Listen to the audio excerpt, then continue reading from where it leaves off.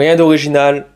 oui, Frankenstein est exceptionnel. Guillermo del Toro nous plonge dans l'histoire de Victor Frankenstein, un brillant mais égocentrique scientifique qui va tout faire pour donner vie à une créature morte dans le cadre d'une expérience monstrueuse qui va bouleverser l'ordre de vie. Guillermo del Toro prouve encore une fois son talent exceptionnel de conteur, autant dans la narration que visuelle. Reprenant la même photographie luxuriante que son Nightmare Alley, il arrive à plonger son décor macabre et sordide dans une palette d'images haute en couleurs, recouverte de son style baroque et gothique, ce qui donne un réalisme lyrique et poétique absolument hypnotisant et époustouflant pendant les 2h20 de film, qui seront séparés en deux parties, celle du créateur et de la créature, commençant avec un Oscar Isaac totalement habité par son personnage, passionnant à regarder. Le film explore le pouvoir de l'homme par le patriarcat, par la classe sociale, le contrôle du pouvoir divin par la science, remettant en cause tout ce que l'homme pense être respectable, important et formidable dans son évolution et ses découvertes, troquant la chaleur de l'humain par la froideur de la connaissance,